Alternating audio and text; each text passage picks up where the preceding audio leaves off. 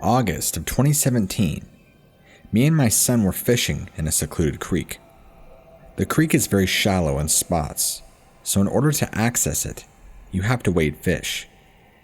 We fished around a low water bridge for maybe an hour and decided to head upstream to the next deep hole of water, just over some shoals.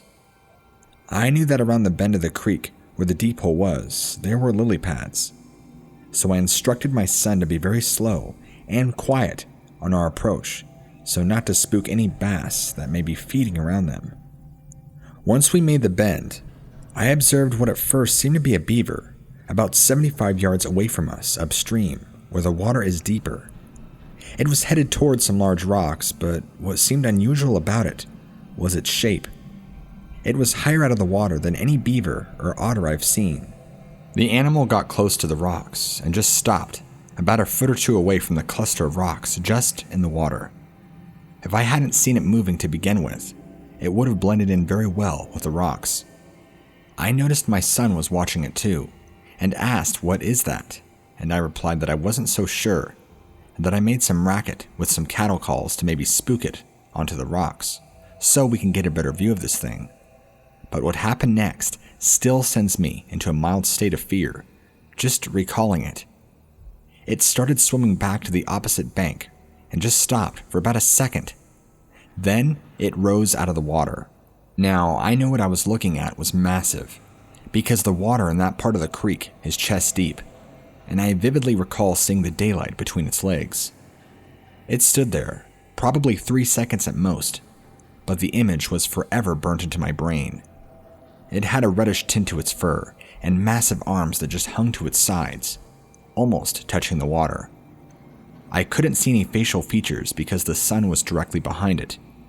After what I felt was a stare down, it lunged toward the bank that it originally came from, which was an erosion bank, about 10 feet vertical wall, and it made it up using a tree about a foot diameter to pull itself with.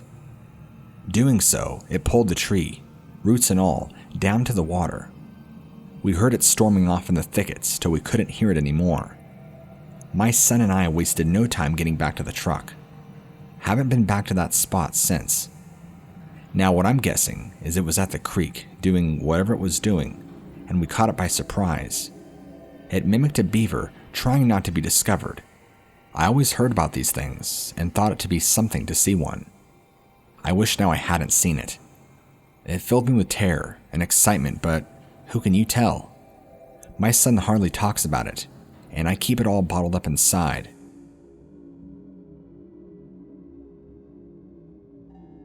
My son's father and I came home from Oklahoma to the Buffalo National River area. I picked a waterfall out of my waterfall guidebook that we were going to find. We chose Hideout Hollow. When we pulled up to the parking area at the trailhead, we turned off the car. Our windows were down because we were both smoking a cigarette. At that time, I heard what sounded like if you were in the bathroom and you heard your dog sniffing under the door. I asked him in a whisper, "Did you hear that?" He said that sounded like heavy machinery off in the distance. I let it go because I was just grateful he acknowledged the sound. We started to head down the trail when I realized we left our hiking sticks in the car, so I ran to get them myself. I had a slightly creeped out feeling, but didn't worry about it too much because I could still see him the whole time. Once I got back to him, we started down the trail. We were just starting to round the corner that goes to the left when we heard a rustling in the trees to our left. We both stopped and stared and looked. We saw a huge figure running through the trees. I thought it was a man at first, until I realized it was totally covered in hair, medium chocolate brown in color. I remember seeing its arms in front of it, as if it were moving branches away to protect its face, and its hands were black. I whispered, "What was that?" And he whispered back that he had no idea.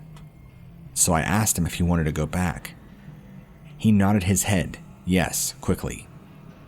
The direction it was going, it would have crossed the trail just around the curve.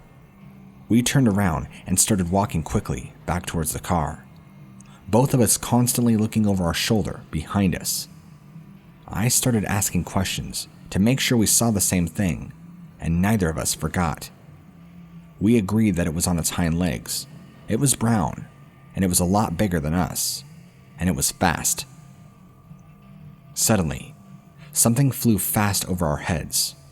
A rock possibly, hitting leaves and branches. I turned and looked at my son's dad with a "what the heck" look on my face, and his eyes were huge. We ran the rest of the way to the car.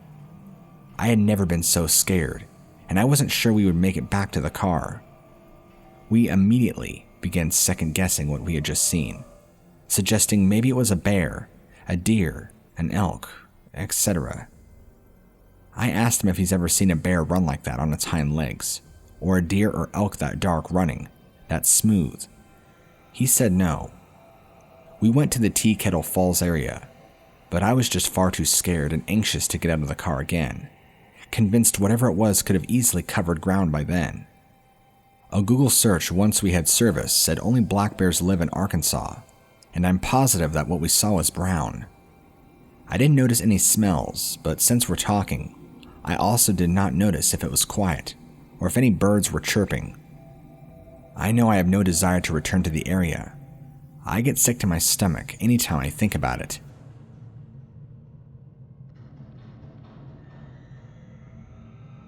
We had begun fishing along a slough a few weeks ago, and we had been catching some good fish along it.